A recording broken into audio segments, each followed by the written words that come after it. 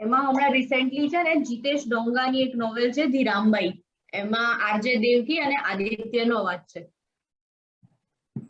એ audio book છે, subscription લઈને કરવું પડે, ફ્રી નથી. બરાબર. ઓકે, ચલો કોને પહેલા સ્ટાર્ટ કરવું છે બુક રિવ્યુ? પહેલા હું કરી લઉં, મને બહુ એટલો અનુભવ નહીં આનો. વાંધો નહીં. Go for it. હા, તો પ્રેઝન્ટિંગ યશ વ્યાસ. વાર્તાનું નોવેલનું નામ છે ધરતીનો બીજો છેડો અને રિટન બાય જયંતિભાઈ પટેલ. હવે એકચ્યુઅલી વાર્તા એવી છે કે આપણે જે લાઈફની સેકન્ડ ઇનિંગ શરૂ થતી હોય બધાની, અને એ પણ વિદેશમાં, તો એના આસપાસ જેટલા અલગ અલગ કેરેક્ટર્સ છે એના તમને દરેકના નામ કહું તો મનોહરભાઈ છે, સોમાભાઈ છે, દેવશીભાઈ છે, પછી એક મુખી છે, અને દરેકના ધર્મપત્ની વાઇફ છે. તો સેકન્ડ ઇનિંગમાં કેવું, વિદેશમાં જેટલા પણ આવી રીતે ગુજરાતીઓ રહેતા હોય એ દરેકના જીવનમાં અવનવા રોજિંદી ઘટનાઓ થતી હોય છે, અને પરિણામે લોકો બધા ભેગા થઈને એક સરસ નવી જગ્યાએ રહેવાનું શરૂ કરે છે. અને એની ફળશ્રુતિમાં સૌથી વધુ એક મનોહરભાઈ કરીને વ્યક્તિ છે, એક કેરેક્ટર છે, એ ખૂબ જ આગળ પડતા થઈને આખી જે નવી સંસ્થા શરૂ કરે છે એમાં ખૂબ જ કહેવાય ને કે આપણે રોજિંદા પાસામાં જે વણાઈ જાય એવી વસ્તુઓ જોવા મળે છે, સાથે સાથે જે કલ્ચરલ ડેવલપમેન્ટ પણ થતું હોય છે એ જોવા મળે છે. એમાંથી સૌથી વધુ એક કેરેક્ટર છે મુખી કાકાનું, એ મને વધારે ગમે છે. તો એમાં એવું હોય છે કે ખૂબ જ ગુજરાતના એક અંતરિયાળ ગામડામાંથી કોઈ વ્યક્તિ જયારે વિદેશમાં આવે અને એ અંતરિયાળ ગામડામાં જો એનો કોઈ મોભો હોય ખૂબ જ સારો એવો કે એક મુખી છે ગામના, તો એ વ્યક્તિનો વટ એ વિદેશમાં કેવી રીતે આમ જળવાઈ રાખે છે, અને એની પરથી જે એની રમૂજ થાય છે બહુ મજા આવે છે જોવાની, વાંચવાની. અને એના પછી જે આખી સંસ્થાને અંત આખી નોવલને અંત આપવામાં આવે છે કે આગળ જતા સંસ્થા આગળ વન પછી એક બાય એક પછી અલગ અલગ સ્ટેટ્સમાં ઘણા બધા આશ્રમો ઓપન કરે છે. તો એ રિલેટેડ આખી છે. અને મને એમાં મુખી કાકાનું કેરેક્ટર ખૂબ જ ગમ્યું છે. એમાં જે એ મોભો એક આપણે ખરેખર આપણા આજુબાજુના જીવનમાં પણ જોતા હોઈએ કે એક વ્યક્તિ છે જે આવી જગ્યાએથી આવે છે છતાં પણ નવી જગ્યાએ પોતાનો મોભો કેવી રીતે જળવાઈ રાખે છે. હા, તો એ ખૂબ મજા આવી નોવેલ છે, બધાએ વાંચવા જેવી છે. ને આમ એક થોડી ફન ટાઈપ છે, જો તમે એકદમ બોર થઈ ગયા હો, બિઝી થઈ ગયા આખી લાઈફમાંથી અને થોડીક મજા લેવી હોય તો આ વાંચવા જેવી છે. પીડીએફ મેં શેર કરેલી છે. મારું પણ ફેવરિટ, મેં અડધી પતાઈ તારી પીડીએફ માં. અરે વાહ, શું વાત છે. હાઈપર એક્ટિવ ગ્રુપ મેમ્બર છે. પાકિસ્તાનીની જે ફિરકી લે છે એ સોમાભાઈ, એ બધું ગોઠવી કાઢે છે સોમાભાઈ ની જોડે. મુખી કાકા બહુ મજા આવે છે, મસ્ત. એ સૌથી મજા આવે એવું છે. આપણે નેક્સ્ટ લેવી પડશે એ રહી. હવે તો મને વાંચવાનું મન થઈ ગયું. તમે કહ્યું છે એવું કઈ રિયલમાં બહુ પોસિબલ નથી. ફેન્ટસી છે બધી, પણ જેની ફેન્ટસી છે ને બહુ સુંદર ફેન્ટસી છે કે એટલું પોઝિટિવ થયા કરે છે ને મજા આવે. જયંતિભાઈ પટેલ છે ને? હા, જયંતિભાઈ ડી પટેલ. ખયાલી પુલાવ તો ઉપવાસમાં ખવાય એવું છે. એક્ઝેક્ટલી. ના, સરસ કહેવાય. આમ લાઈફ લેસન શું મળ્યો તમને યશમાંથી? લાઈફ લેસન એમાંથી જે કેવું કે આપણે બધા ઇન્ડિયાથી કેનેડામાં આવ્યા છીએ, તો કેનેડામાં આવ્યા પછી ઘણા લોકોના કલ્ચરલ ચેન્જ થઈ જતા હોય છે, અને આ આખી વાર્તા યુએસ બેઝ છે.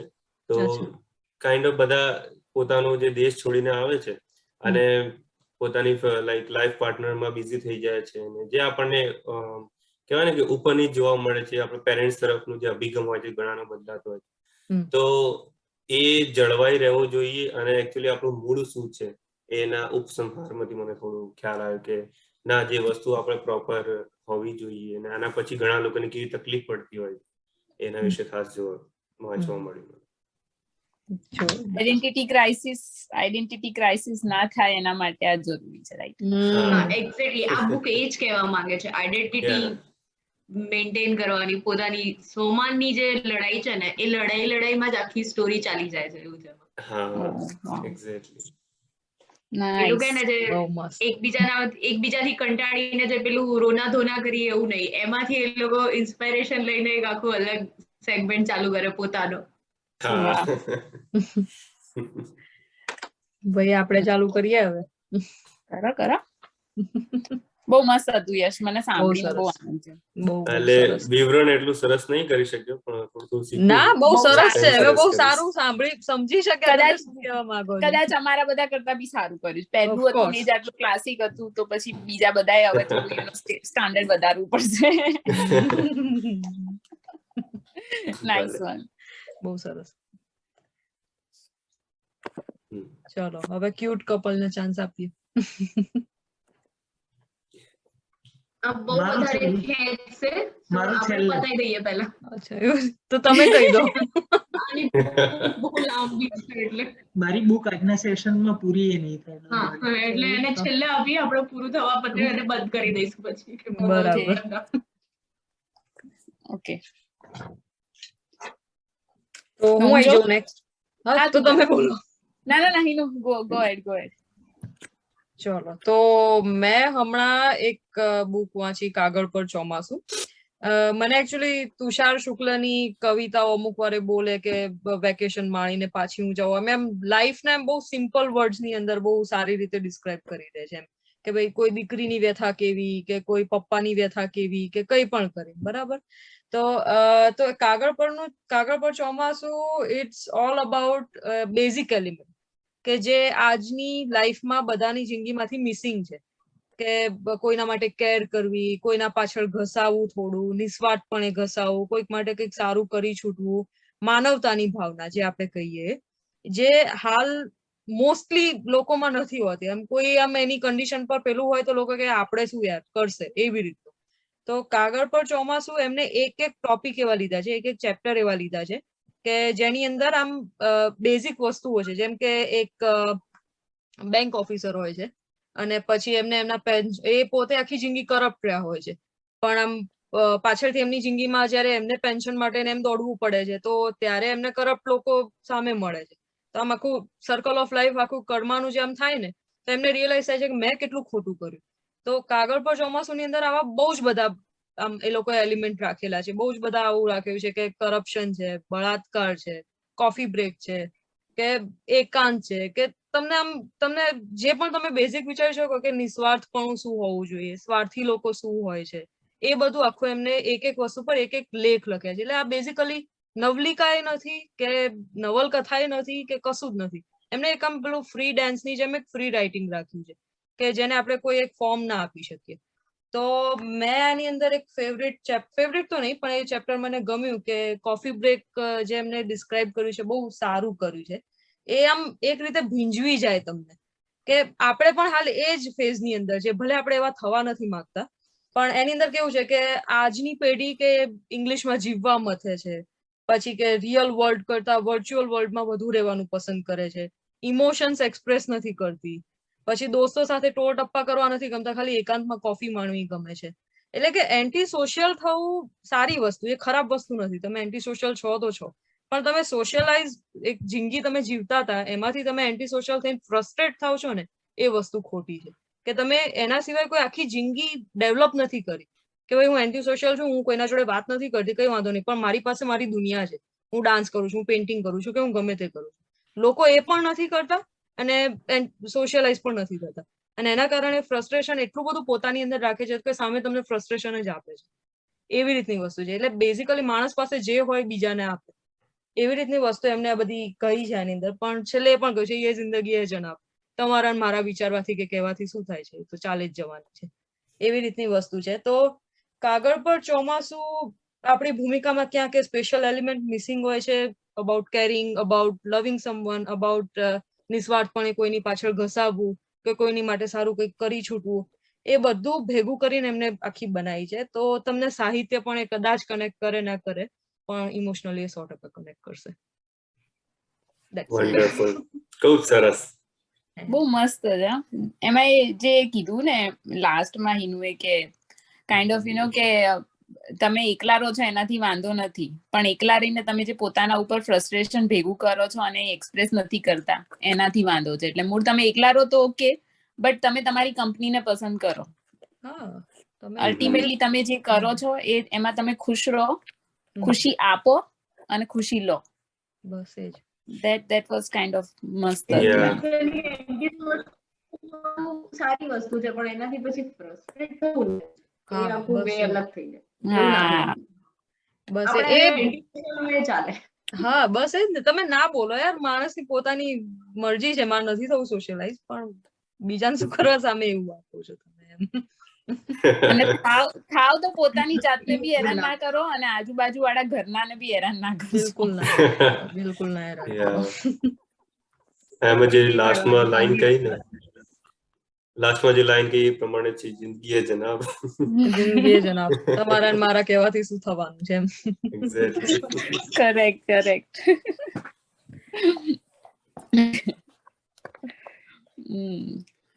મેં જે બુક વાંચી હતી ને, હવે એના વિશે વાત કરું તો ફેડરિક બેકમેનની બ્રિટ મેરી વોઝ હિયર કરીને બુક છે. તો નોવેલ જે સ્ટાર્ટ થાય છે ને એ એવી રીતે થાય છે કે બ્રિટ મેરી 63 years old અને એને જોબ જોઈએ છે અને એમ્પ્લોયમેન્ટ ઓફિસમાં એ બેઠી છે. અને તમે બ્રિટ મેરીને આમ પહેલી વખત જયારે એના વિશે વાંચો ને ત્યારે તમને એમ જ લાગે કે she is very passive aggressive, she is too judgmental. અને મીન્સ કાઇન્ડ ઓફ અમુક ઓલા ઘરડા માણસો નથી હોતા કે questions everything the way they are and the way the people are. એટલે કાઇન્ડ ઓફ કે ચાનો કપ આપણે પીને પછી ટેબલ ઉપર મૂકી દીધો તો આપણા દાદા કે નાના કે નાની કે દાદી ફ્રસ્ટ્રેટ થઈ જશે કે આ વસ્તુ કેમ ઠેકાણે નથી. So Britt Marie is like that. પણ જયારે વાતચીત કરે છે એમ્પ્લોયમેન્ટ ઓફિસમાં છોકરી સાથે ત્યારે ખબર પડે છે કે બ્રિટ મેરીને જોબ એટલા માટે જોઈએ છે કેમ કે એના હસબન્ડને હાર્ટ એટેક આવ્યો ને ત્યારે એને ખબર પડી કે એના હસબન્ડનું કોઈ એક બીજી લેડી જોડે અફેર હતું. And she doesn't want to be found dead in the apartment alone after few days of dying. એટલે એને છે ને આર્ટિકલ વાંચ્યો કે જેમાં એક ઘરડો માણસ મરી ગયો હતો અને એના 10 દિવસ પછી લોકોને ખબર પડી જ્યારે એના કાઇન્ડ ઓફ એના શબમાંથી સ્મેલ આવવા માંડી હતી. એટલે બ્રિટ મેરીને કોન્સ્ટન્ટ એ ફિયર છે કે હું એ મરી જાય પછી 10 દિવસ પછી એના નેબરને સ્મેલ આવે કે એટલા માટે કે હું જોબ પર જાઉં, જો હું જોબ પર બીજા દિવસે અપિયર નહીં થઉં બીકોઝ આઈ એમ ડેડ, તો જોબ વાળા પૂછવાનો ટ્રાય કરશે કે વેર ઇઝ બ્રિટ મેરી અને એના થ્રુ બધાને ખબર પડશે કે શી ઇઝ ડેડ. તો જે ઓલી એમ્પ્લોયમેન્ટ ઓફિસ વાળી છોકરી હોય છે ને એ એને રિક્રિએશન સેન્ટરના કેરટેકર તરીકે જોબ આપે છે. હવે બ્રિટ મેરી હેટ્સ સોકર. એને સોકર થી એટલી બધી નફરત છે ને કેમ કે શી બિલીવ્સ કે એના હસબન્ડને છીનવવામાં સોકરનો હાથ હતો. And Britt Marie loves crosswords. ઓલા ન્યૂઝપેપર સેક્શનમાં જે ક્રોસવર્ડ્સ આવે ને એમાં મીન્સ એ એને બહુ ગમે સોલ્વ કરવા માટે. તો સોકરની ન્યૂઝ જે દિવસે છપાય ને એ દિવસે ક્રોસવર્ડ ના છપાય એટલે એના માટે સોકર થી એને નફરત છે. તો જ્યાં એને જોબ મળે છે ને રિક્રિએશન સેન્ટરમાં ત્યાં બોર્ગ કરીને એક નાની કમ્યુનિટી છે ત્યાં એ જાય છે અને she is welcome by soccer on her head. એટલે આ જેવી એવી એન્ટર થાય છે છોકરાઓ સોકરની ગેમ રમતા હોય ને માથામાં સોકર વાગે and all the more reason to hate soccer now, right? But સંજોગો એવા થાય છે અને બ્રિટ મેરી એ જ સોકર ટીમની કોચ બને છે. Because she kind of develops a casual friendship with those children. એમાં એ છોકરાઓ છે ને થોડા ટીનેજ થવાની આર ઉપર છે but they are very cute એમ. ઓમર કરીને એક છોકરો છે એની એક બેન વેગા છે ને એની એકલી છોકરી છે ફૂટબોલ ટીમમાં and she plays like a hurricane એમ. એનું જે ગેમ છે the way she plays she is so passionate about it. અને એમાં એ બહુ મસ્ત કહે છે કે તમને બર્થ થી બધું મળે, તમારા ઇમોશન્સ બી તમને બર્થ થી અમુક મળી ગયા હોય પણ પેશન હોય ને એનું કોઈ જ એક્સપ્લેનેશન નથી લાઈફમાં. એ તમે કેવી રીતે ડેવલપ કરો છો, કઈ રીતે તમને મળે છે એનું કોઈ સાયન્ટિફિક જસ્ટિફિકેશન નથી but still you have the feeling for it અને એના માટે તમે કદાચ લોહી બહાવા માટે બી તૈયાર થઈ જાઓ. તો વેગા છે ને she is one of that player અને એને જોઈને બ્રિટ મેરીને આપણને આમ શું કહેવાય કે એને પોતાની સગી બેન જે નાનપણમાં મરી ગઈ હોય છે કાર એક્સિડન્ટમાં એની યાદ આવે છે. એટલે એ બધું જ ચાલુ એ રીતે થાય છે કે આપણને ખબર પડે કે why Britt Marie is like this, because she had a kind of abusive childhood, traumatic childhood માંથી એ આયેલી છે. અને she has lived her whole life for her husband અને એના ચિલ્ડ્રન, એના પોતાના કોઈ ચિલ્ડ્રન નથી, સ્ટેપ ચિલ્ડ્રન હોય છે, એના માટે બધું કરતી હોય છે. Steel she is considered passive aggressive, but she is not passive aggressive. એ કન્સિડરેટ છે. જેમ કે એક શર્ટ મેલો છે તો તરત વોશિંગ મશીનમાં ધોવા નાખી દેવાનું, ઘર આખો દિવસ સાફ સફાઈ કરવાની. અને આમ બ્રિટ મેરી પોતાની આખી લાઈફ બીજા માટે જીવેલી છે, એટલે એ પેસિવ એગ્રેસિવ આપણને દેખાય છે, પણ એ છે નહીં. એક બહુ સરસ સીન છે એમાં કે Brit Marie kind of recreation સેન્ટરમાં સોકર મેચ જોતા હોય બધા છોકરાઓ જોડે, અને એમાં એક છોકરો છે પાયરેટ કરીને, એનું નામ પાયરેટ છે, ટીમ વાળા એને પાયરેટ બોલાવે છે, બાકી એનું ઓરિજિનલ નામ તો અલગ જ છે. તો પાયરેટ બ્રિટ મેરીને પૂછે છે કે યુ લુક લાઈક કે you take care of your hair, કે કાલે મારી ડેટ છે તો તું મારા હેર કટ કરી આપીશ કે. અને Brit Marie has a tough exterior. આ પ્રશ્ન પૂછવા માટે બી સામેવાળા હિંમત ભેગી કરી હશે, બટ બ્રિટ મેરી ઇન્સ્ટન્ટલી કહે છે કે હા હું કટ કરી આપીશ તને હેર. અને કટ કરતી હોય છે ને હેર, એ વખતે એ જે પાયરેટ હોય છે ને એ કહે છે કે મીન્સ એની જે ડેટ છે ને એ છોકરા જોડે છે. તો આપણને એમ થાય કે Brit Marie is kind of judging him, but Britt Marie is not judgemental. એ એમ કહે છે કે ઇટ્સ ઓકે કે, અને he is very sweet boy. તો બ્રિટ મેરી ખાલી એના વાળ કટ કરીને પછી એને કહે છે કે જો એ તને નોટિસ ના કરે ને તો એ હી હોય કે શી, ઇટ્સ નોટ વર્થ ઇટ, કે તે આ એફર્ટ મૂક્યો છે વાળ કટ કરવામાં, જો હી ઓર શી હોય તો ઇટ્સ નોટ વર્થ ઇટ. એટલે કાઇન્ડ ઓફ એ વખતે ટ્રાય કરે છે. અને પછી હેર કટ કરીને જયારે ઓલો મીન્સ ડેટ ઉપર જાય છે ને ત્યારે બ્રિટ મેરીને મેસેજ કરે છે કે he noticed my hairs and Brit Mary smiles એમ. It's so sweet એમ. આમ એકદમ નાની મોમેન્ટ છે કે ક્યાંય આપણને એમ લાગે નહીં, પણ બ્રિટ મેરી આખી જિંદગી પોતાની લાઈફમાં છે ને અવોઇડ જ થયેલી છે, અને કોઈએ જોયેલી નથી. પહેલા એના પેરેન્ટ્સે ના જોઈ, પછી એના હસબન્ડે ના જોઈ, પછી એના સ્ટેપ ચિલ્ડ્રને ના જોઈ, ઇવન ધો શી કેર્ડ અબાઉટ ધેમ અ લોટ. પણ આટલું છે ને કોઈ બીજા થ્રુ એને મળ્યું ને એ બી એને બહુ ગમ્યું. એટલે આખી નોવેલ છે ને એમાં એવું છે કે બ્રિટ મેરી વોઝ ધેર, એને બધાએ એને નોટિસ કરી, અને ધીરે ધીરે એની લાઈફમાં આ બધા લોકોએ શું ભાગ ભજવ્યો, how they made her feel. It is amazing એમ. It's about friendship, trusting yourself. અને એમાં એક બહુ મસ્ત વાક્ય એના હસબન્ડને કહે છે કે કાઇન્ડ ઓફ એના હસબન્ડ એને પૂછે છે કે તે અહીંયા આવી તો હવે પાછા જવાનો ટાઈમ આવી ગયો છે, ઇટ્સ નોટ વર્થ ઇટ. એટલે બ્રિટ મેરી બહુ મસ્ત વાક્ય બોલે છે કે 5 નિયમો છે લાઈફના, કે 5 બેઝિક નેસેસિટીઝ, એમાં એક છે ફૂડ અને water. And I think air is important too. પછી કે સેકન્ડ જે છે ને એ લવ છે, થર્ડ છે એ સેલ્ફ રિસ્પેક્ટ છે, ચોથી છે સેલ્ફ એક્ચ્યુઅલાઇઝેશન છે, કે જેમાં તમે પોતાની લાઈફનો પર્પઝ કે ગણો કે શું છે. તો કે આ જે બોર્ગ કમ્યુનિટી છે ને એ મને ખાલી એક્ચ્યુઅલાઇઝેશન આપ્યું છે કે, and that is important to me. કે તું ભલે એમ કે આ કશું જ નતું ને ઘર જવાનો ટાઈમ આવી ગયો છે, but this is important to me. So I mean એ 63 વર્ષની લેડી જયારે પોતાની જાતને ફાઇન્ડ કરે છે ને એ આખા ગામ મીન્સ વિલેજમાં, ઇટ ઇઝ વેરી ઇમ્પોર્ટન્ટ. અને આ નોવેલ થી હું એક વસ્તુ શીખી, લિસ્ટ બનાવતા, બીકોઝ એને માટે લિસ્ટ બનાવવી બહુ ઇમ્પોર્ટન્ટ. 100%. હવે સોરી હવે કહો, તમે લિસ્ટ બનાવતા શીખ્યા? હા, હું એનાથી લિસ્ટ બનાવતા શીખી, બીકોઝ ફોર હર બ્રિટ મેરી માટે છે ને લિસ્ટ બનાવવી બહુ ઇમ્પોર્ટન્ટ છે. જેવું એ લિસ્ટ નું કામ પતી જાય એવું એ ચેક કરું. તો હું એનાથી આ વસ્તુ શીખી કે લિસ્ટ ઇઝ વેરી ઇમ્પોર્ટન્ટ નાઉ. અને I mean, if they don't notice you are there, that doesn't mean કે kind of એ જરૂરી નથી કે તમે તમારી જાતને નોટિસ કરવાનું બંધ કરી દો. કોઈ અલગ કોઈ માણસ તમને નોટિસ ના કરે તો don't forget you are there. Just be there and notice yourself. પછી બીજાને નોટિસ કરો. વાહ ભાઈ, જોરદાર. Thank you. સરસ. ચલો કેડી, your turn. આમે લાંબુ ના પહેલા હું પતે. મારું નાનું જ છે. મેં એકચ્યુઅલી વાંચી છે તો આ યશવાળી બુક જ, અને બાકી તો સ્ટોરી સાંભળેલી છે જલસો વાળી. જલસો પર હમણાં છે ને દિવાળીનો અંક એડ થયો છે વાંચીકમમાં, એટલે બહુ સારી સ્ટોરીઝ છે. એમાંથી મેં જે સાંભળી છે સૌથી પહેલી સાંભળી છે ચુન્નીલાલ મડિયાની ઈચ્છા કાકા. ફન ટુ કોમેડી સ્ટોરી છે, ફૂલ ટુ કોમેડી, એમ એકદમ રિફ્રેશિંગ કોમેડી સ્ટોરી છે. 5-10 મિનિટ સાંભળી લેશો પણ પછી જે મજા આવશે એ ઇન્સિડન્ટ સાંભળીને. એનું જે સ્ટાર્ટિંગ છે ને એ આપણે ત્યાં જે જૂની લગ્ન પ્રણાલી હતી ને એ ટાઈપની છે, કે જેમાં ગાટલા ગોદડા માટે આપણે શિયાળામાં લગન હોય ને તો ઝઘડવાનું થાય, લોકો એકબીજાના ગાટલાને ગોદડા સાચવીને બેસી જાય, એના ઉપર સામાન રાખી દે કે કોઈ લઈ ના જાય. આપણે બેગ ભલે ઘરે ભલે એક જ ગોદડું લઈને સૂતા હોઈએ પણ લગનમાં ગયા હોઈએ ને ત્યારે તો 2-3 લઈને સુવાનું લાગે ને કે હા મારી પાસે 2 ગોદડા છે, 2 ઓશિકા છે.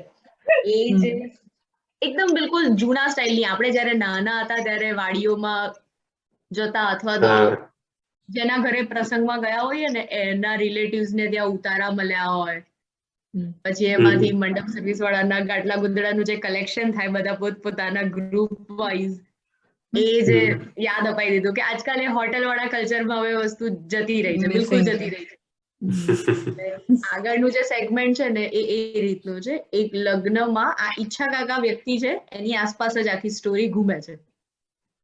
એટલે એ જાનમાં આવેલા હોય છે અને બંને પક્ષના કોમન એક હોય ને જે બંને પક્ષે ઓળખતા હોય એ ટાઈપના વ્યક્તિ છે. અને એમણે કંઈક કરેલું હોય છે આગળ, એક નાનું એવું ના પાડેલી હોય છે છોકરાઓને કરવાની. એટલે છોકરાઓ બધા એવું કે છે કે હવે ઈચ્છા કાકાને આપણે પાઠ ભણાવીએ, પણ એમાં જે ઈચ્છા કાકા ગેમ રમી જાય છે અને પેલા લોકોની જે હાલત ખરાબ થાય છે. ઈચ્છા કાકાનું કેરેક્ટર એટલે મસ્ત કેરેક્ટર છે, મજા આવે એવું. પછી મેં એક સાંભળી છે મધુરાયની છે ધારો કે. બેંગોલી કલ્ચર છે, આખું કલકત્તાની આસપાસ વીંટળાય છે. એમાં બિલકુલ લોઅર મિડલ ક્લાસ ટાઈપની એક વ્યક્તિ હોય છે અને એની આસપાસ જે ઘટના ઘટાય છે એ ચાલે છે. બહુ ઓર્ડિનરી ઘટના છે કે જે લોઅર મિડલ ક્લાસ ટાઈપના લોકો સાથે રોજે રોજ થતી હોય, કે ઓફિસે જવાનું આવવાનું, ઓફિસમાં કોઈક દિવસ છુટ્ટી માટે શું હેરાન થવાનું હોય, પૈસાની કેવી કિલ્લત હોય, બસ એ બધું છે. પણ એનું એક જે વે ઓફ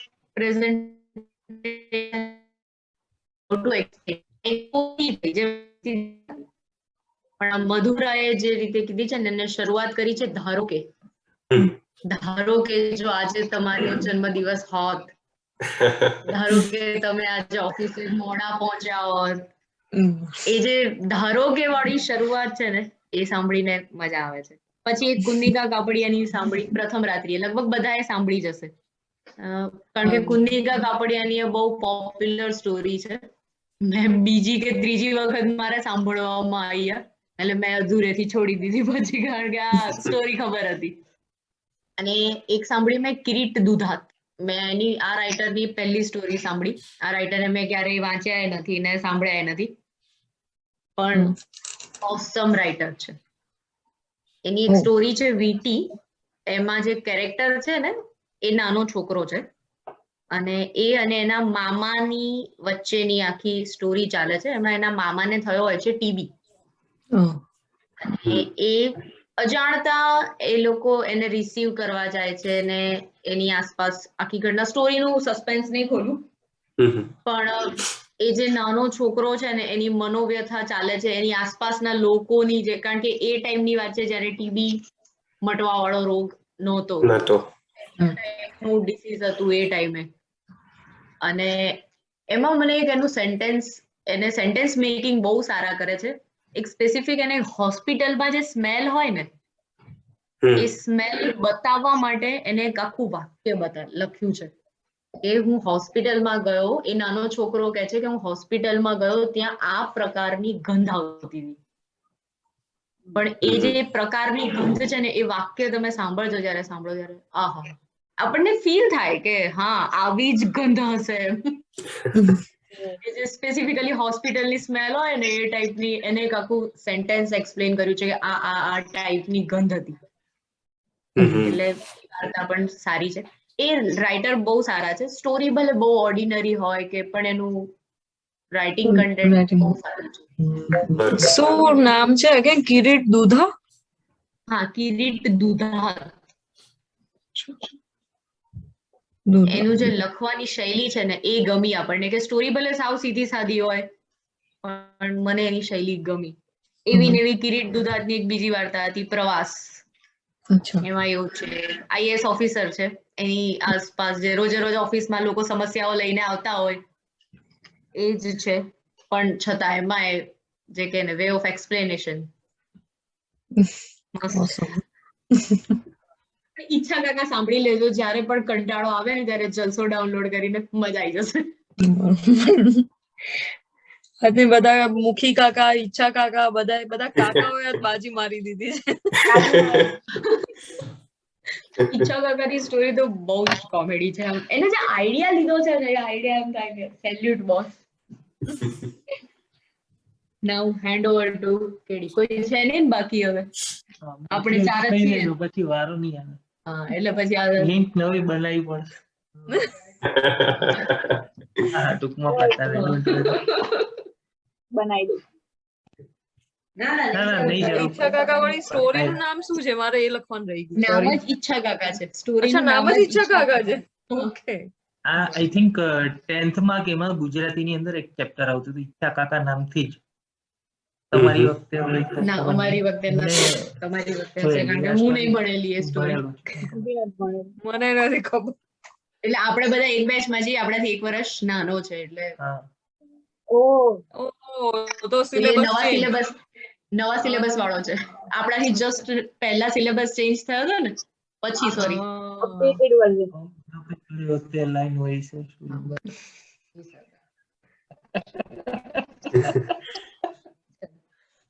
ઓકે, તો પહેલા તો આપણા માટે, મતલબ મારા માટે બુક ક્લબ વાળો કન્સેપ્ટ છે ને એ બિલકુલ નવી વસ્તુ છે.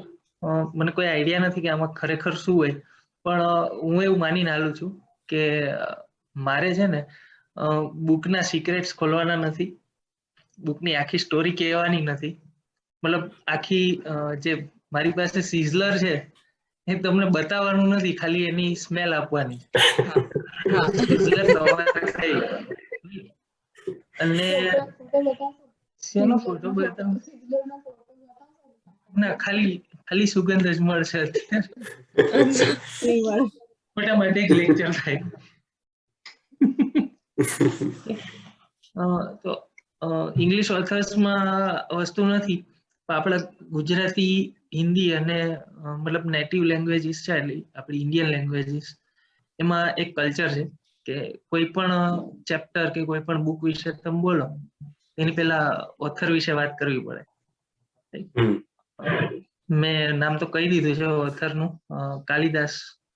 આઈ થિંક નામ તો સાંભળેલું જ હશે, કદાચ પોસિબલ જ નથી કે નામ ના સાંભળ્યું. કાલિદાસને આપણે છે ને આમ એક નાટકકાર તરીકે વધારે ઓળખીએ, જેના નાટકો બહુ જ પોપ્યુલર છે, ભયાનક રીતે. પણ એની પોએમ 2 થી 3 જ પોએમ લખી છે, અને આખી લાઈફમાં ટોટલ 7 કૃતિ લખેલી છે. એના પાછળની એક બહુ મોટી સ્ટોરી છે, તમને કહીશ પછી જો ટાઈમ મળશે તો. પણ કાલિદાસ છે ને એ કયા લેવલના પોએટિસ્ટ છે એની વાત કરવી હોય ને, તો એના પછી જે અનુગામી કવિઓ થઈ ગયા સંસ્કૃતમાં, એ લોકોએ એવું લખેલું છે કે પૂરા કવિરામ ગણના પ્રસંગે કનિષ્ઠિકા દિષ્ટિકા કાલિદાસ અધ્યાપિતા તુલ્યકર ભાવદ અનામિકા સાર્થવતી ભવ. એટલે શું કહે છે કે આપણે ગણતા હોય ત્યારે આમ કેલ્ક્યુલેશન કરીએ, ક્યાંથી કઈ આંગળીથી કરીએ? અનામિકા. ના, ફર્સ્ટ આંગળીથી નથી થતી, અહીંયાથી ના વચ્ચેની કરીએ. આંગળીથી ગણતા હોય, અહીંયાથી વચ્ચેની આંગળીથી. બધા ખોટા. ઓકે, અહીંથી થાય? ના, પહેલી આંગળીથી નથી ગણતા, અહીંયાથી. એમ રાખો. આ રીતે ગણતા હોય છે. આપણે ગણીએ અલગ છે, આપણે આમ ગણીએ છીએ એવી રીતે નહીં, આ લોકો આમ ગણતા હોય. ઓકે. એટલે આ જે કવિ છે એનું નામ તો હજી મળ્યું નથી, કેમ કે આ બધી વસ્તુ છે ને એના કોઈ પ્રોપર સોર્સિસ અવેલેબલ જ નથી. એટલે કોઈએ લખેલું છે, પણ કાલિદાસ નામે લખેલું છે, એટલે એના માટે લખેલું છે એટલી ખબર. એવું કે છે કે ગણતરી આપણે કવિઓની ગણતરી કરીએ ને, પૂરા કવિ નામ, પૂરા એટલે પુરાના સમયમાં, બરાબર? તો જેટલા કવિઓ છે એની ગણતરી કરો તો એમાં કનિષ્ઠિકા એટલે પેલી આંગળી આ આંગળીથી આપણે ગણવાનું ચાલુ કરો ને તો પહેલું નામ કાલિદાસ નું આવે, બરાબર, કનિષ્ઠિકા અધિષ્ઠિત કાલિદાસ અધ્યાપી, બરાબર. એના પછીની જે અનામિકા એટલે ટચલી આંગળી, આનું કોઈ નામ નથી. ઇંગ્લિશમાં છે, સંસ્કૃતમાં કે ગુજરાતીમાં નથી. આપણે ટચલી આંગળી કહીએ પણ એને અનામિકા કહેવાય, એનું નામ નથી, બરાબર. એટલે આ કવિ એવું કહે છે કે આ ટચલી આંગળી છે ને એનું નામ અનામિકા સાર્થક થાય છે, કેમ કે કાલિદાસ પહેલા, એના પછી કોણ કે કોઈ નહીં. એનું નામ જ નથી, એટલે અનામિકાનું નામ સાર્થક કરે છે. કાલિદાસ વિશે કહેવાય છે. બીજી એક એની સ્ટોરી છે, આપણે રાજા ભોજનું નામ સાંભળ્યું હશે. એકચ્યુઅલમાં કે નહીં એ અવેલેબલ નથી. રાજા ભોજ નામના ઘણા બધા સાઉથમાં થઈ ગયા છે, પણ એકચ્યુઅલ કોઈ રાજા ભોજ હતા કે નહીં કોઈને ખબર નથી. પણ એની એક સ્ટોરી છે કે એના રાજકવિ હતા કાલિદાસ. તો રાજા ભોજે કાલિદાસને બોલાવ્યા દરબારમાં અને બોલાવીને કે હું મરી જાઉં કાલે, તો મરી જાઉં એના ઉપર તમે શું લખશો? મારા મૃત્યુ ઉપર એક કવિતા લખો એમ. એટલે કાલિદાસે ના પાડી દીધી, હું કોઈના મૃત્યુ ઉપર કવિતા ના લખી, શક્ય નથી. એટલે રાજા ભોજ કે તો કઈ વાંધો નહીં, તો તારું રાજકવિનું પદ કેન્સલ, કાલથી તારા દરબારમાં નહીં આવવાનું. કાલિદાસ નીકળી ગયા કે મારે રાજકવિ નથી થવું, કઈ નહીં, બરાબર. અને જતા જતા એને હલતા કોઈ જગ્યા મળી ગયા હશે, ત્યાં બેસી ગયા. હવે ઓલા રાજાને તકલીફ થઈ કે આ હારું ખોટું બોલાઈ ગયું, એટલે એને કામ કર્યું, એક વણકરનો વેશ બનાવી અને કાલિદાસ જ્યાં બેઠા હતા ને ત્યાં પહોંચી ગયા. અને અહીંયા પહોંચી અને કાલિદાસને એવું કીધું કે તમને ખબર છે આપણા રાજા ભોજ છે ને કે એના કોઈ રાજકવિ હતા, એની મતલબ એ નીકળી ગયા દરબારમાંથી, એનો એને અફસોસ થયો અને અફસોસમાં ડેથ થઈ ગઈ રાજાની. એટલે એવા સમાચાર વહેતા કર્યા કે રાજા હવે નથી. એટલે ત્યારે ને ત્યારે ન્યા બેઠા બેઠા કાલિદાસે કવિતા બનાવી, અધ્યધારા નિરાધારા નિરાલંબા સરસ્વતી પંડિતા ખંડિતા સર્વે ભોજ રાજે દિવંગતે. એટલે ભોજ રાજા દિવંગત થઈ ગયા. શું થયું કે જ્ઞાનની જે ધારા હેલી આવતી હતી અધ્યધારા, એ હવે નિરાધાર થઈ ગઈ. સરસ્વતી છે ને આલંબન, સરસ્વતીનો ટેકો વયો ગયો, નિરાલંબા થઈ ગઈ. અને પંડિતો છે એ બધા પંડિત થઈ ગયા. એટલે રાજા ભોજે તરત વેશ પલટો કાઢી દીધો અને કીધું મેં તને કીધું ને કે તારે મારા મૃત્યુ ઉપર કવિતા બનાવવાની, આ તે બનાવી દીધી. એટલે ત્યારે ને ત્યારે કાલિદાસે કવિતા ચેન્જ કરી, અધ્યધારા સદાધારા સદાલંબા સરસ્વતી પંડિતા મંડિતા સર્વે ભોજરાજે ભુવંગતે. આપણા માટે આ બે વસ્તુ તૈયાર છે ને એટલે એવું લાગે કે હશે ભાઈ એમાં શું, પણ આજે ટ્વિસ્ટ લાવવાની વાત છે ને એ બહુ ગજબ છે. અને એ કાલિદાસ અને ભાસ જેવા 2 થી 3 કવિઓ છે એને જ કહી, બાકી કોઈ નથી, આ શક્ય નથી. અને હવે આપણે રચના ઉપર આવીએ. મેઘદૂત સાંભળ્યું છે ને આપણે? કોઈને સ્ટોરી ખબર છે? ના, નામ બહુ સાંભળ્યું છે કે મેઘદૂત કવિ કાલિદાસે રચી, એવું જનરલ ક્વેશ્ચન.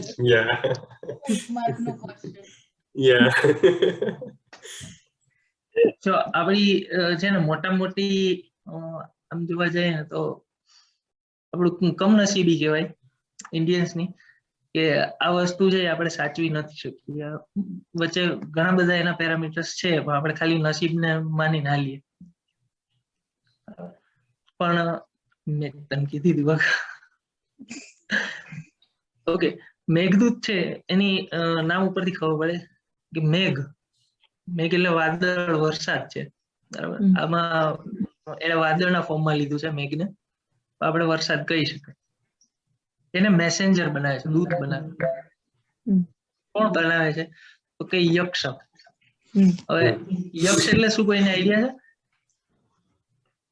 યક્ષ, ગંધર્વ, યક્ષ, કિન્નર બધા ઇન્દ્રના ગણના મેમ્બર હતા. અને આ બધા છે એની ને જોડે ઘણી બધી વાર્તાઓ પણ જોડાયેલી હોય છે, લાઈક યુધિષ્ઠિરના ક્વેશ્ચન્સ ને ઠીક છે. પણ તમને એકદમ સિમ્પલ ફોર્મેટમાં કહું ને, હેરી પોટર તો વાંચી ને બધા, તો યક્ષ ગંધર્વ ને આ બધા છે ને એ વિઝાર્ડ્સ અને વિચીસ. ઓકે. અચ્છા. હા. એટલે એ બધા ટૂંકમાં જેના નામ છે ને એના ઉપરથી એનો દરબાર નક્કી થાય. યક્ષ છે ને એ કુબેર અને શિવના દરબારની અંદર, મતલબ એની અંડરમાં કામ કરવા વાળા માણસો હોય. પછી ગંધર્વો છે ને એ ઇન્દ્રની અંડરમાં કામ કરતા હોય, અને કિન્નરો છે ને એનું કોઈ સ્પેસિફિક જગ્યા ફાઇનલ નથી, એ પૃથ્વી ઉપર પણ હોઈ શકે, કામ કરતા હોય. બરાબર? અને એનું કામ એને જે તે દેવો એ કંઈક ને કંઈક સોંપેલું હોય, એ કામ કરવાનું હોય. તો આપણા સ્ટોરીનું જે મુખ્ય પાત્ર છે યક્ષ, એને કુબેરના એક દૂત તરીકે કામ, દૂત તો ના કહેવાય પણ એનો એક કર્મચારી છે, બરાબર, કુબેરનું. એને એવું કામ સોંપેલું છે કે તારે સવારમાં વહેલા ઉઠવાનું, સૂર્યનું પેલું કિરણ છે ને એ કમળના ફૂલ ઉપર પડે ત્યારે કમળ ખુલે, બરાબર, ત્યાં સુધી એની બડ બંધ હોય, સવારના ખુલે. એ ખુલે એ પેલા તારે લઈ આવવાનું અને કુબેરના પગ ઉપર ધરી દેવાનું. કુબેરને પૂજા કરવાની ને એવું બધું હોય, એના માટે એની રિક્વાયરમેન્ટ હોય. એનું કામ આટલું યક્ષનું. યક્ષના રિસેન્ટલી મેરેજ થયા છે.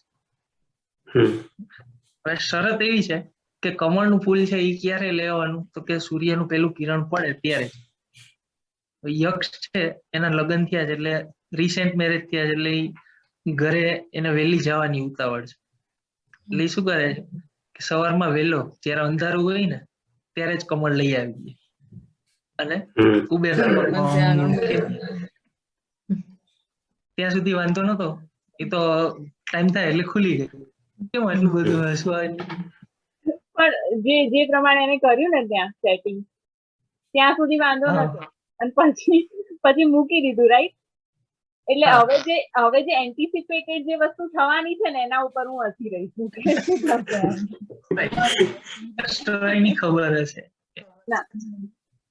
નથી ખબર. એટલે ત્યારે કમળ મૂકી આવે છે, પણ થાય છે એવું કે કમળની અંદર એક ભમરો અંદર પુરાઈ ગયો હોય રાત્રે, અને કમળ બંધ થઈ ગયું. હવે જયારે કુબેર ઈ કમળ ઉપાડે છે પૂજા કરવા માટે, ત્યારે એની ભમરો છે એ કરડી જાય. એટલે એનાથી ગુસ્સે થઈ અને એ યક્ષને શ્રાપ આપે છે કે તારા લગ્ન થયા એના લીધે તું કામમાં આવી ઓલી કરે છે. તો આડોળાઈ તો ના કહેવાય યાર, લેઝીનેસ પણ ના કહેવાય, બેદરકારી કહેવાય. એટલે મેરેજ ના લીધે બેદરકારી કરે ને તો તને હું 1 વર્ષ સુધી પૃથ્વી ઉપર મોકલું છું, તારે તારી પત્નીથી દૂર 1 વર્ષ કાઢવાનું છે. કઈ જગ્યાએ જાય છે એનું કોઈ ફિક્સ આપતા નથી. એની એક લાઈન છે મેઘદૂતની, એની અંદર ઈ આશ્રમે એવું વાપરે છે. એટલે આપણે એવું માનીએ કે યક્ષ છે ઈ શરૂઆતમાં જાય છે ને ઘણી બધી જગ્યાએ રોકાણ હોય. આવી રીતે 7-8 મહિના તો કાઢી નાખે છે, મસ્ત નીકળી ગયા જુદી જુદી જગ્યાએ જેમ તેમ કરી. પણ જેવા 8 મહિના પૂરા થયા અને અષાઢ મહિનો આવ્યો, આપણે વરસાદ પડે ને એટલે છાપાવાળા એક લાઈન યુઝ કરે છે, આષાઢસ્ય પ્રથમ દિવસે. સાંભળ્યું? આષાઢસ્ય પ્રથમ દિવસે ન્યૂઝપેપર વાળા, ન્યૂઝ ચેનલ વાળા બધા જામી પડતા હોય. એ line to line, word to word કાલિદાસના મેઘદૂતની અંદર છે. આષાઢસ્ય પ્રથમ દિવસે એની પંક્તિ ત્યાંથી આવે. એટલે અષાઢનો પહેલો દિવસ આવે અને એ ટાઈમે યક્ષ છે ને એ રામગીરી પર્વત ઉપર હોય, મહારાષ્ટ્રની અંદર પર્વત ઉપર હોય, અને ત્યાંથી એને વાદળ દેખાય અને એને મગજમાં શું ઉપડે કે વાદળને એવું કહે છે કે તું મારો મેસેજ છે ને એ હિમાલય ઉપર અલકાનગરી કહે. ખરેખર એવું કોઈ સિટી નથી, પણ અલકાનગરીની અંદર મારી વાઈફ છે, ત્યાં એ મારી રાહ જોવે છે, હું તને એક મેસેજ આપું તું ત્યાં સુધી પહોંચાડતી. મૂર્ખામી છે, કાલિદાસ પોતે લખે છે કે આ મૂર્ખામી છે. કોઈ પ્રાણી કે કોઈ પક્ષી યારે તું સંદેશો મોકલો ત્યાં સુધી વ્યાજબી છે, પણ તું મેઘને એવું કે તું મારો મેસેજ લઈ જાય. કાલિદાસ એવું કે યક્ષ ગાંડો થઈ ગયું. બરાબર? અને પછી આખી સ્ટોરી પોતે જ લખે છે. એટલે મેઘદૂત છે એના 2 પાર્ટ છે, પૂર્વ મેઘ અને ઉત્તર મેઘ. પૂર્વ મેઘની અંદર છે ને યક્ષ છે એ મેઘને એવું કહે છે કે અહીંથી તું નીકળ ને એટલે રસ્તામાં કેટલી વસ્તુ આવે, તારે ક્યાં જવાનું એનું લોકેશન આપે છે. રસ્તામાં કઈ કઈ જગ્યાએ ખાવાનું, કઈ જગ્યાએ આરામ કરવાનો, કઈ જગ્યાએ પાણી પીવાનું, બધું ડિટેલ ડિસ્ક્રિપ્શન આપે. ઇટિનરી આપી અને દીધી, ઉત્તર મેઘ, હા ઇટિનરી આપી દીધી બધી. હા બધી કમ્પ્લીટ. અને ઉત્તર મેઘની અંદર મેઘ છે ઈ ને પહોંચે પછી એને શું કરવાનું એ વાત કરે છે આખી. અને અહીંયા ઓરિજિનલ સ્ટોરી છે એ પૂરી થઈ જાય. એના પછીના ઘણા બધા રાઇટર્સ છે એને 4-5 પંક્તિ એડ કરેલી કે આ સંદેશો આપી દીધો, ઉત્તર મેઘ પૂરું થઈ ગયું. પછી મેઘ છે એ ત્યાં જાય છે અને સંદેશો એની વાઈફને સંભળાવે અને એ સંદેશો કુબેર સાંભળી જાય, એના સુધી પહોંચી જાય અને યક્ષની સજા માફ કરીને એને બોલાવી દે. મને તો એ ચિંતા હતી કે કુબેર સાંભળીને પાછો ફરીથી ત્રાપ આપશે કે ત્યાં જ રહે, તું ત્યાં જ રહે કે એ બોસ આપણા બોસ જેવા નથી. હું તો પાછા એન્ટિસિપેટેડ માં ચિંતામાં આવી ગઈ. એટલે આ બધી વસ્તુ છે ને કાલિદાસ, તમારે જો સ્ટ્રેસ અને ડિપ્રેશન જેવું ફિલિંગ આવતું હોય ને તો કાલિદાસ ને કે ભાસને સાંભળી લો, કોઈ એનું નાટક ગમે તે પકડી લેવાનું. આ સૌથી મોટી એન્ટી સ્ટ્રેસ પીલ છે. અને જો સંસ્કૃતમાં ના ફાવતું હોય તો ગુજરાતી છે, હું તમને 2-4 વસ્તુ સંભળાવીશ એમાંથી. ઘણા બધા ઓથર્સ છે જેણે ગુજરાતીમાં ટ્રાન્સલેટ કરેલું છે. એક કિલ્લાભાઈ ઘનશ્યામ કરીને છે, એની મારી પાસે PDF છે, જો કોઈને જોતી હોય. ચોક્કસ શેર કરજો ગ્રુપમાં. કરી જ દેજો, શેર કરી જ દેજો, આવશે ને તો વાંચીશું. અને એની સાથે ડિસ્ક્રિપ્શન પણ છે. અને એવું ને એવું જ એક બીજું ટ્રાન્સલેશન પણ છે. પહેલાનું નામ હતું કિલાભાઈ ઘનશ્યામ, રાઈટ? કિલ્લાભાઈ ઘનશ્યામ. અને બીજું છે ને ભીમરાવ ભોળાનાથ. આપણા બધાના જન્મ પહેલા આ લોકો મેઘદૂતનું ગુજરાતીમાં ટ્રાન્સલેટ કરી અને નીકળી ગયા છે. એટલી જૂની વસ્તુ છે. અને ઓરિજિનલ સંસ્કૃત પણ મારી પાસે એક PDF છે, હું તમને શેર કરીશ. કે ગુજરાતી આ કિલાભાઈ વાળી છે ને જે, એમાંથી હું થોડીક વસ્તુ કહું, કેમ કે કાલિદાસ છે ને આપણે અત્યારે વેબ સિરીઝ ને બધું હલાવતા હોઈએ એમાં ઓબ્સિયાનિટી બહુ ભયાનક રીતે આવે છે, આપણે ખબર જ છે. પણ કાલિદાસ છે ને એને એના ટાઈમમાં એઝ એન ઇરોટિઝમ આ વસ્તુ બહુ જોરદાર રીતે કરેલી. એના ઉપર ઘણી બધી ટીકાએ થઈ. કુમાર સંભવ કરીને એક આઈ થિંક લઘુ કથા છે અથવા તો લઘુ કાવ્ય છે કાલિદાસનું. બરાબર? તો લોકોએ જેને ટ્રાન્સલેટ કરેલું છે ને એને 9મા સર્ગ સુધી એના પાર્ટ્સ છે, 9મા પાર્ટ સુધી ટ્રાન્સલેટ કર્યું, એના પછી નથી કર્યું. કુમાર સંભવમ શું છે આપણે નેક્સ્ટ સેશનમાં ચર્ચા કરશું એવું લાગે તો. મારી પાસે આવું બધું અત્યારે પડ્યું છે ઘણું બધું સંસ્કૃતમાં. કે ભીષ્મા ઇન્ડિક સ્કૂલ કરીને છે, એનો એન્શિયન્ટ લિટરેચરનો એક કોર્સ ચાલુ છે, મેં એ જોઈન કરેલો છે. એટલે એના રીડિંગમાં ને આપણી બુક ક્લબના રીડિંગમાં બધું મેં કમ્બાઈન કરેલું છે. કિલાભાઈ ઘનશ્યામ, આપણે એની વાત કરીએ. એક પંક્તિ કહું, જે યક્ષની વાઈફ છે ને એનું ચિત્ર બતાવે છે મેઘને બતાવવા માટે કે કેવી રીતે ત્યાં રહીએ છે, તારે એને મેસેજ પહોંચાડવાનો. માની લ્યો કે ત્યાં પહોંચી ગયા તો પહેલી જ પંક્તિ છે, જોશે તું ત્યાં દિવસ ગણતા પ્રાણ ધારી રહેલી, એક સ્વામી વ્રત ધરી રહી જીવતી ભાભી તારી, આશા તંતુ કુસુમ સરખા, નારીના સેજ માહે ફાટી જતા પ્રણય હૃદયો ધારી રાખે વિયોગે. સો ડીપ. વાર લાગશે, 10-15 મિનિટ પછી 4 લીટી પૂરી થતા વાર લાગે. એબ્ઝોર્બ આટલી 4 લાઈન એબ્ઝોર્બ કરતા જ મને એમ થઈ ગયું કે આને કેવું લખ્યું છે, આપણે તો પ્રેમ જ નહીં કર્યો. જો હું આખી લાઈન નથી વાંચતો પણ એનું થોડુંક તમને કહી દઉં. આવા તો ઘણા બધા દ્રશ્યો છે. રસ્તામાં કઈ કઈ જગ્યાએ મેં કીધું કે ક્યાં પાણી પીવું, ક્યાં શું કરવું, ક્યાં આરામ કરવો. એના માટે એક કે છે ધારાઓથી શીતળ કરી કાનનોના દાવાગ્નિ. કાનન એટલે જંગલ.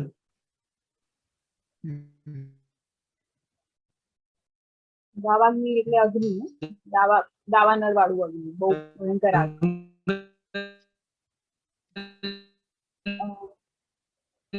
કનેક્શન પ્રોબ્લેમ આવે છે તેની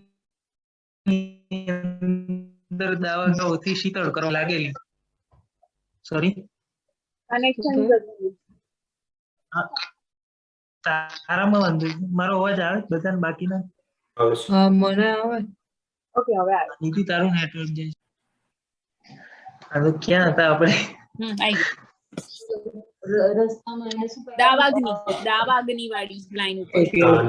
અમરકંટક આમ્રકૂટ હા. પર દાવાનળ રાઈટ રાઈટ રાઈટ રાઈટ. હા, એટલે ધારાઓથી શીતળ કરીને કાનનોના દાવાગ્નિ. કાનન એટલે જંગલ. જંગલના દાવાગ્નિ છે, જે દાવાનળ છે એને તારવાનું કામ આપે છે. પેલા તો મેઘને એવું કે તારી ધારાથી અગ્નિ છે એને શાંત કરી દે. અવાજ આવે છે ને બરાબર? એકદમ. એનો અવાજ ન આવતો ને.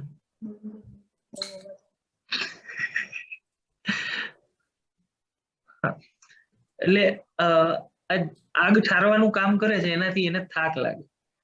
આપણે કોઈ પણ કામ કરીએ એને થાક લાગે તો મેઘને શું કામ ના લાગે, વાદળને શું કામ થાક ના લાગે. એટલે બીજી લાઈનમાં લખે છે, આવ્યો જાણી શ્રમ કરી ઘણો માર્ગમાં ખૂબ થાકી. એક તો લાંબો રસ્તો કાપીને આવ્યો છે અને પછી આવીને આટલું બધું કામ કર્યું એટલે થાક તો લાગે.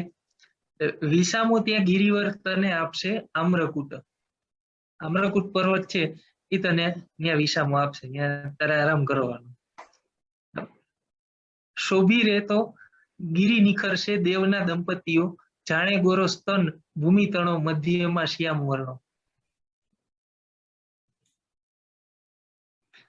એટલે ગિરી નિખરશે, ગિરી એટલે પર્વત છે.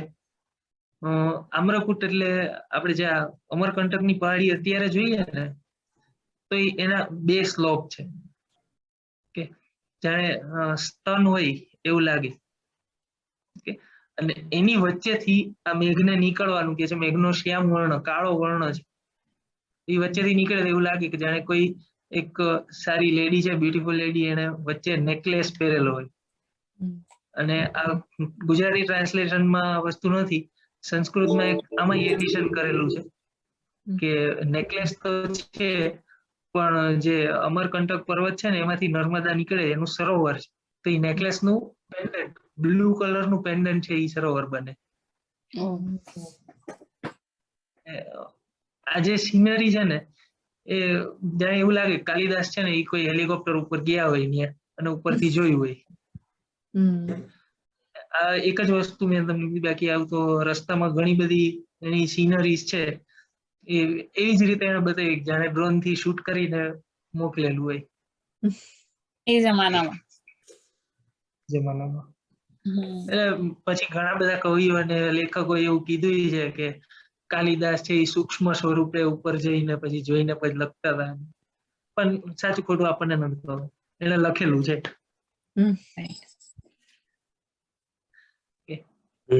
બહુ મસ્ત લખ્યું છે, બહુ જ મસ્ત છે.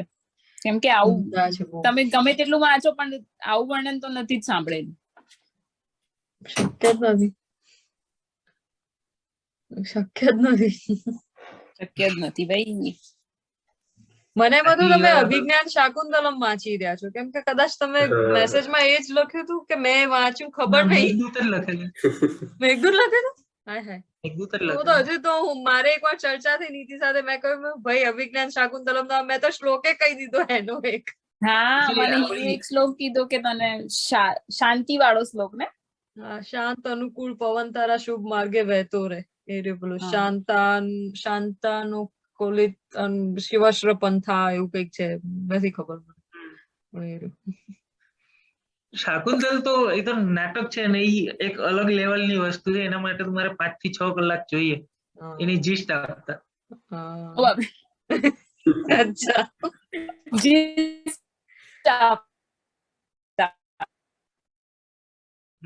મિનિમમ 5 થી 6 કલાક. અને આમ તમે નાટક ભજવવા બેસો ને, તો અલગ તમારે પ્રેક્ટિકલી પ્લે કરવું હોય ને તો 7 દિવસ છે, આઈ થિંક 7 થી 8 બધાના દિવસ. ફીસ બતાવે છે. સોરી, કેમ ભાઈ ચોંટી જાવ તમે યાર. શું કરું યાર, આજે દિવસ જ એવો હતો. નેટવર્ક ઇશ્યુ નીતિ. સોરી. પણ આજે જે એટલે મીન્સ એમાં આજે જે મીન્સ સાંભળ્યું ને તમારા બધાનું, એમાં મને બધાના જે અમુક મેં લખ્યા છે, જેમ કે મને અમુક વસ્તુ આજે જ ખબર પડી. ફર્સ્ટ ઓફ ઓલ કનિષ્કા એટલે આરી એ થાય. મને ખબર આજે પડી કે અહીંયાથી ગણાય છે, અહીંયાથી ગણાય ને પછી અહીંયા કોઈ સ્થાન નથી એના પાછળ કોઈ કવિ નથી. અને મને એ બી ખબર પડી કે હવે મીન્સ મેં એટલે આમ અનુમાન લગાવ્યું કે એટલે આપણે આ ચાંદલો કે સાથીઓ જે હોય ને એ આંગળીથી કરીએ છીએ કનિષ્કાથી. બરાબર, બીકોઝ અહીંથી સ્ટાર્ટ થાય અને કોઈ બી સારું કામ ચાલુ કરવાનું હોય તો આપણે સાથીઓ કે ચાંદલો એનાથી કરીએ છીએ. બરાબર. પછી કાલિદાસ વિશે ઘણું બધું સાંભળ્યું. That was awesome. એમ મને I am very impress by Kalidas. હું આટલી બધી કાલિદાસ થી ઇમ્પ્રેસ નથી. કદાચ મેં ક્યારે આટલું બધું વિચાર્યું બી ના હોત કાલિદાસ વિશે. તો thank you so much. General ક્વેશ્ચનમાં લીધું હશે. પછી આપણી માનસિકતા છે ને એવી છે, આપણી માનસિકતા એવી છે કે સંસ્કૃત લિટરેચર આવે ને એટલે એક તો મહાભારત રામાયણ આવે અને બાકી અભિજ્ઞાન શાકુંતલમ. That's all.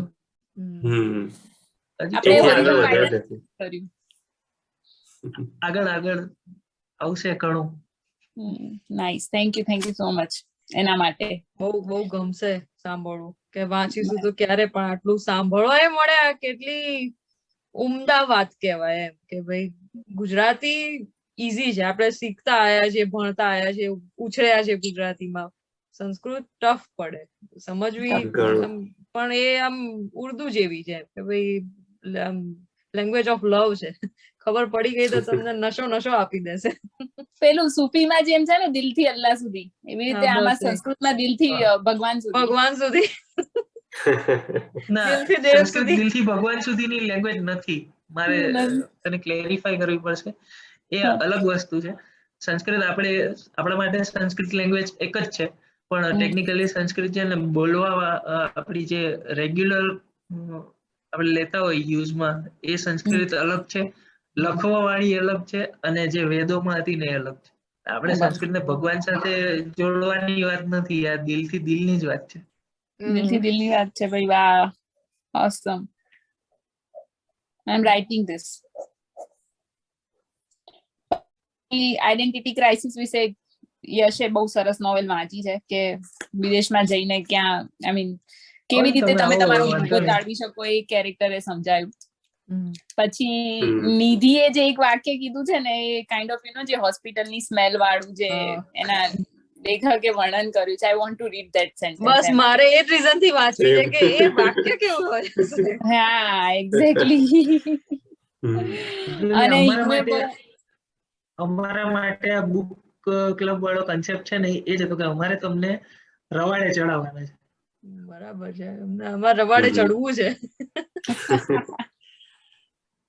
પણ બહુ સારું રહ્યું ને. મીન્સ 1.5 કલાક જે આ નીકાળ્યા, મને પોતાના એવું આમ સેટિસ્ફિકેશન લાગે છે ને આ વસ્તુથી કે હાય આજે મેં કંઈક સારું કામ કર્યું છે. કંઈક સારું કામ કર્યું ખરેખર. આમ વર્થ લાગે છે કે આ જે બધી ચોપડી આમ ખાલી શો કેસ કે બુક કેસ માં પડી રહી છે એનો કોઈ આમ બહાર લાયા બિચારી, એને થોડું આમ શ્વાસ લઈ શકી એ પણ બહાર ક્યાંની અંદર ઘૂંટાઈ રહી છું. સેમ. ખરેખર આ બધાની અંદર પડવાની અંદર કે આણે આમ કર્યું, આણે તેમ કર્યું, આવું ચાલે છે, તેવું ચાલે. એના કરતા એક મેં નવી વસ્તુ શીખી, નવી વસ્તુ જાણી, થોડી શાંત થઈ, શાંતિથી ઊંઘી. હા, એ બધું બહુ. અને હું ફ્રેન્કલી આફ્ટર 2 વર્ષ પછી કોઈ નોવેલ વાંચીને આઈ મીન હું રડી છું એમ. અને એ રડવા વાળું એટલું સારું ફીલ થયું છે, હું ખુશ થઈ છું એ રડીને કે ભાઈ આજે રડી લીધું ને તો આહા મજા આવી ગઈ. રાત્રે 1:30 વાગે જે ઓલો ડુસ્કો ભર્યો છે ને, અને એમાં મને પૂછ્યું કે શું થયું, કેમ રોવે છે. અને આઈ એમ લાઈક કે લીવ મી અલોન, અત્યારે નહીં, અત્યારે વાંચવા દે. તો એ બી બહુ સારું ફીલ થયું એમ. એ ઇમોશન્સ ઘણા દિવસે આયા છે. બહુ સારી વાત છે. નોવેલ વાંચતા વાંચતા રડવાની જે આમ આનંદ છે ને, હાય હાય. જીને સુકૂન મળી જાય એ રડ્યા હા પછી.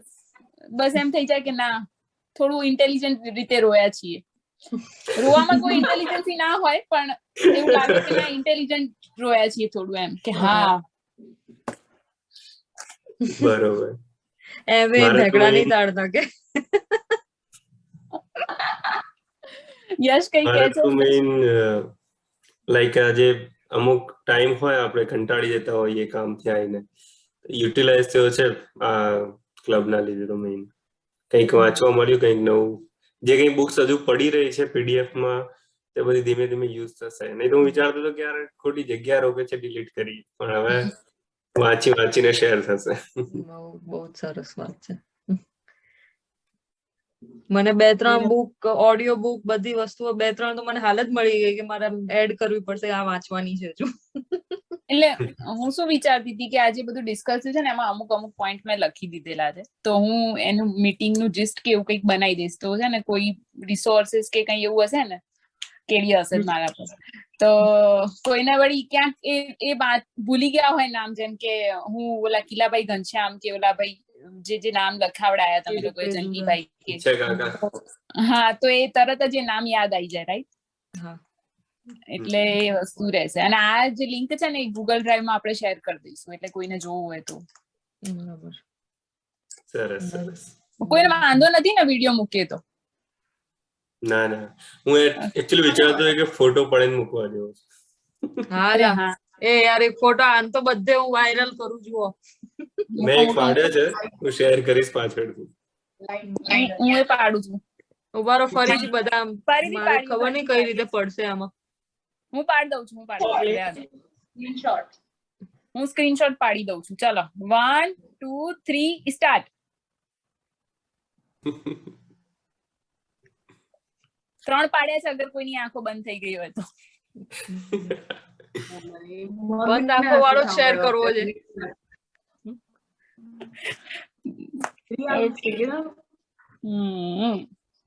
મંત્રમુગ્ધ થઈ ગયા હતા બુક ના રિવ્યુમાં. નેક્સ્ટ સેશન ક્યારે આવે છે? નેક્સ્ટ સેશન આવશે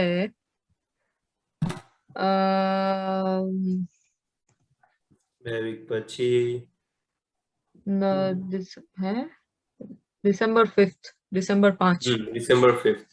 ઓકે ડિસેમ્બર 5 મળીએ ત્યારે તો, બરાબર? 5 ડિસેમ્બર. ડિસેમ્બર 5. હવે તો આ એક બુક તો અત્યારે આપણે એમ જ રાખી દીધું કે 2 વીકમાં. હવે આપણા ગ્રુપની અંદર બધા ખૂંખાર પ્લેયર બેઠા છે કે આમ 2-3 બુક પતાવી દે છે. તો જેટલી પણ પતાવે બધાના રિવ્યુ આપો. હવે એવું જ કરવું એમાં પડશે. મારો વાંક છે ભાઈ. હું કોઈને પ્રેશર નાખવા નથી માંગતી, કેમ કે મેં જે પહેલી બુક વાંચી હતી ને બહુ જ ગંદી હતી. મીન્સ 100 પેજ મેં સ્ટાર્ટિંગ ના વાંચ્યા. મેં પહેલી વખત કોઈ બુક ને ગંદી કીધી છે. કાઇન્ડ ઓફ 100 પેજ મેં વાંચ્યા. I was very happy.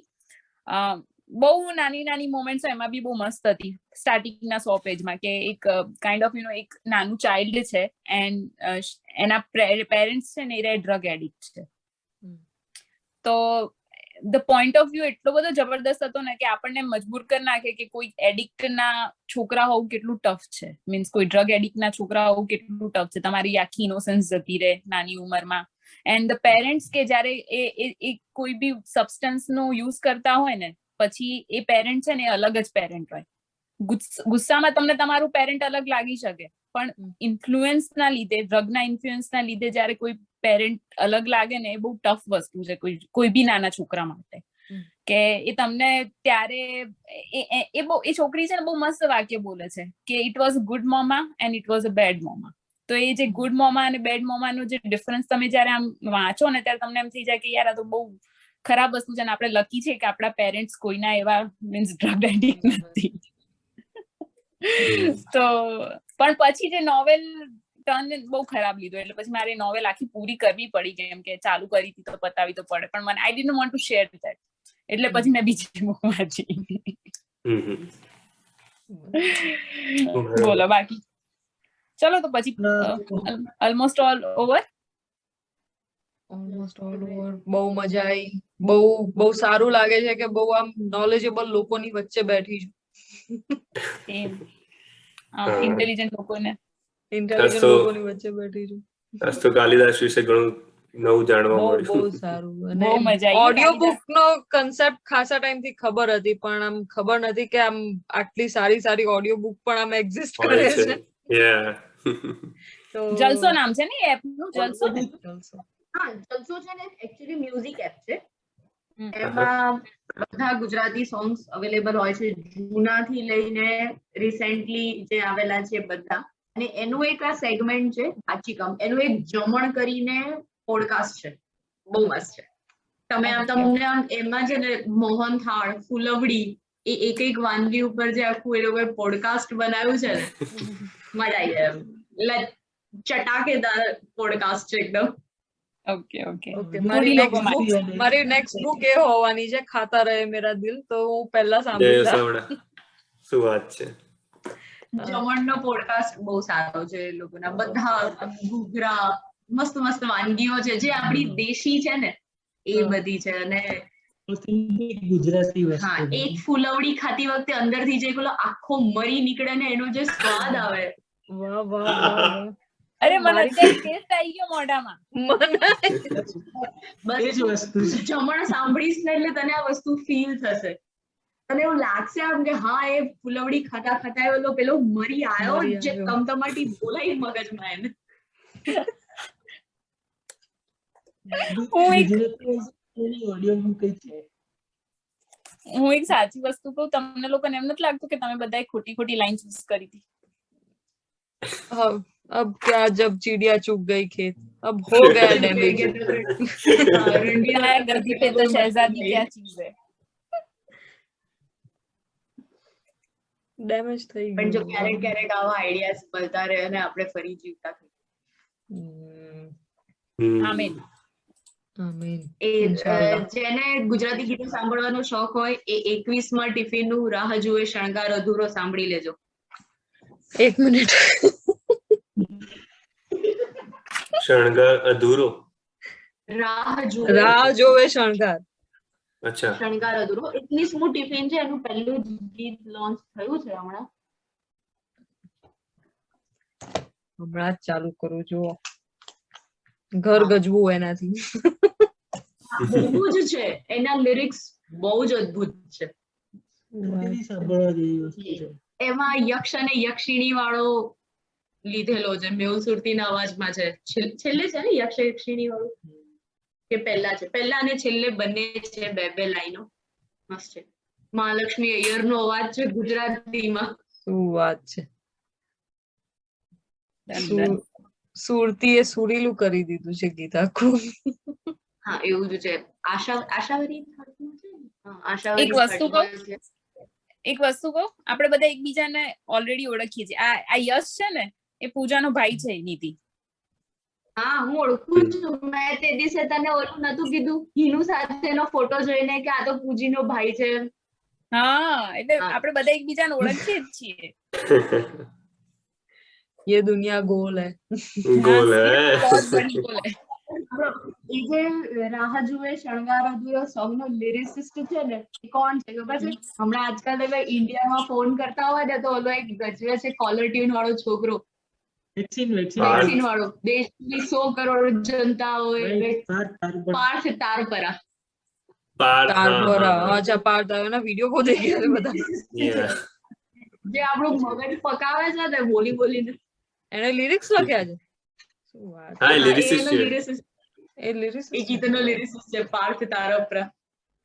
વાત છે ભાઈ. ખતરનાક. પણ ખરેખર આમ મને લાગે હું એટલી ડમ છું. આમ આપણે બહુ પહેલા કનેક્ટ કરવા જેવું તો બુકિશ બહુ પહેલા ખોલવા જેવું હતું. અત્યાર સુધી તો આમ ભંડાર થઈ ગયો હોત મગજની અંદર. There is always a time. તમારા બધામાં સૌથી વધારે હું જ છું, કેમ કે મને નથી ખબર જલસા વિશે, મને નથી ખબર પાર્થ તારપરા વિશે, મને નથી ખબર કીલાભાઈ ઘનશ્યામ વિશે, મને નથી ખબર કનિષ્કા વિશે, રાજવી શણગાર વિશે મને નથી ખબર. મને આમાંથી મોસ્ટ ઓફ બધી વસ્તુઓ નથી ખબર. તો સૌથી વધારે ડમ હું છું અત્યારે આમાં. ઓકે, મને પાયરેટ વિશે નથી ખબર. હા. અને એવા તો Thank you. કેટલાય કેરેક્ટર વિશે નહીં ખબર હોય. મારા By તો the way, ટ્રાન્સલેટર pirate હોય તમે છે. જો.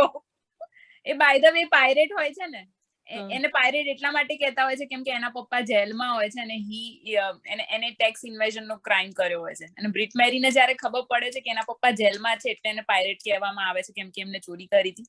બ્રિટ મેરી એને પાયરેટ ક્યારે નથી બોલાવતી, પછી એના સાચા નામથી એને બોલાવે.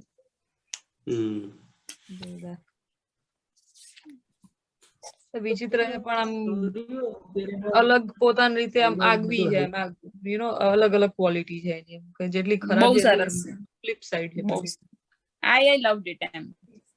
એનું કેરેક્ટર એના જેવું છે, જો દિખતા હે વો હોતા નહીં, જો હોતા હે વો દિખતા वो નહીં. दिखता नहीं है. એવું જેવું છે.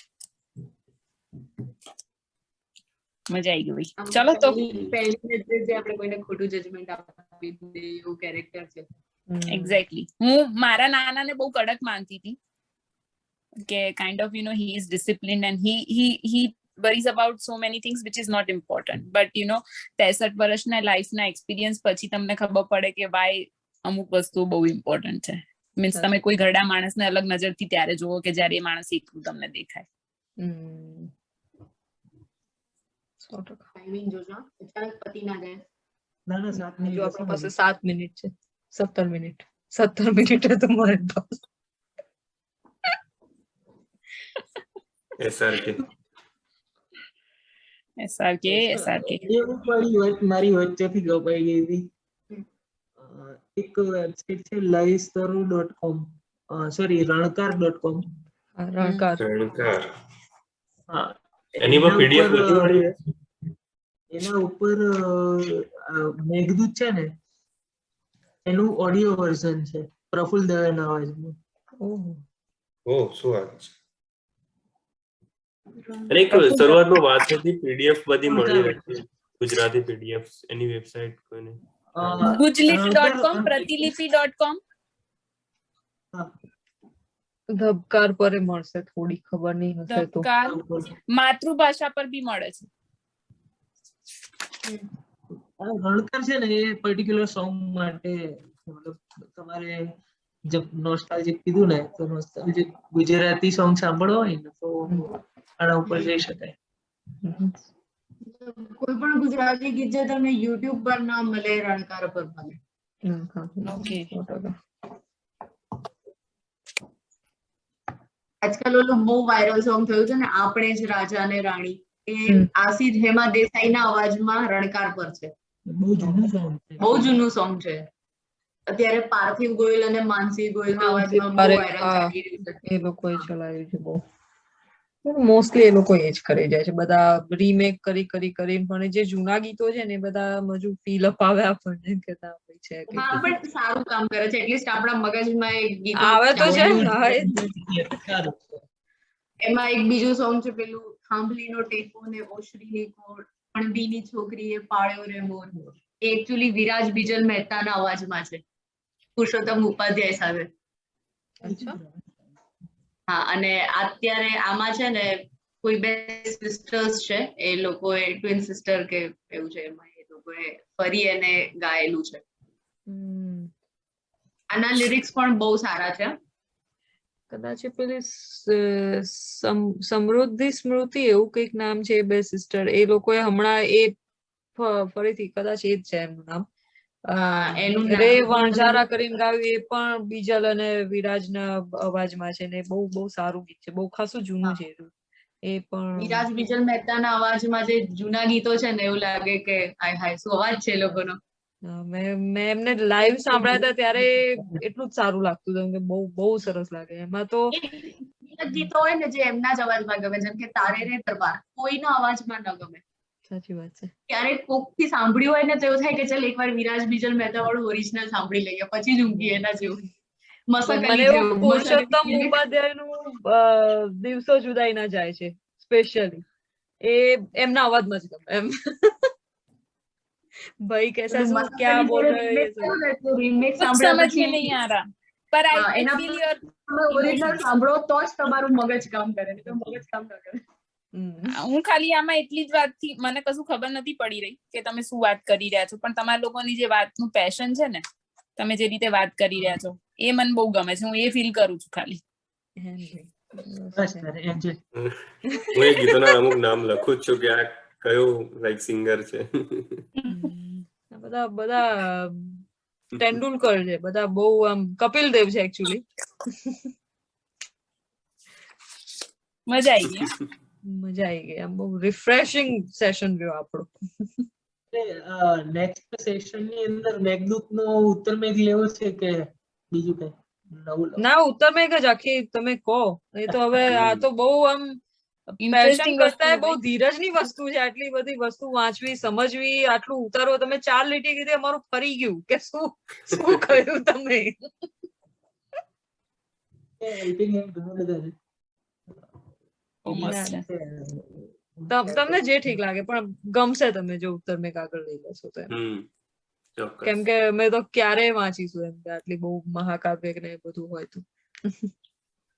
આ તો બહુ ડિફિકલ્ટ છે અને સંસ્કૃત એવી લેંગ્વેજ છે જેની કોઈ ડિક્શનરી નથી. હા, યસ. મને તો એક જ આવડે છે, ની વ મ સી થ ત તી ત અન તી, બસ આટલું જ આવડે.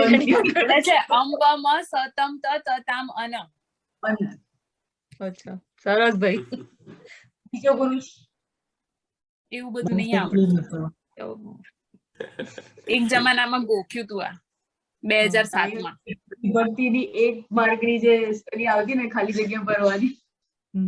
મેં 9મા ધોરણ પછી સંસ્કૃત છોડી દીધું હતું. મારે 10મામાં સંસ્કૃત નતું. મારે 10મામાં હતું. એ તો ભાઈ 90 આયા હતા મારે ગોખી. મારે 10મામાં 94 આયા હતા સંસ્કૃતમાં.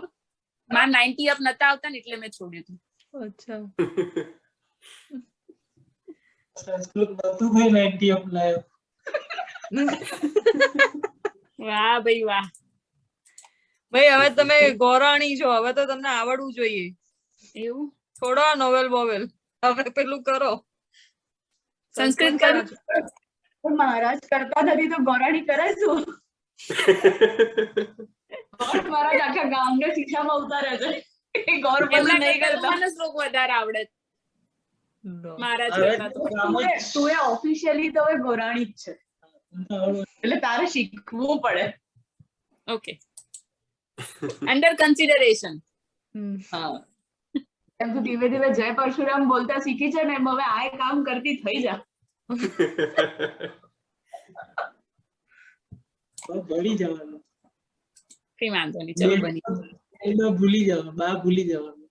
બાય ધ વે આપણે 1 જ મિનિટ બાકી છે, હમણાં બંધ થઈ જશે હા, એટલે બધા એકબીજાને બાય કહી દો પહેલા. ઓકે, ચલો Okay, બાય. આવજો. પછી બહુ મજા પછી આવી. 5મીએ મળ્યા, 5 ડિસેમ્બર. 5મીએ મળીએ નવી નવી વાતો સાથે. ચોક્કસ. Take care until we see each other. happy reading. Happy reading. Link share કરી દઈશું. હા, link share ચોક્કસ. ચલો બાય બાય. ઓકે, ચલો બાય બાય, ખ્યાલ રખ્યો. You two.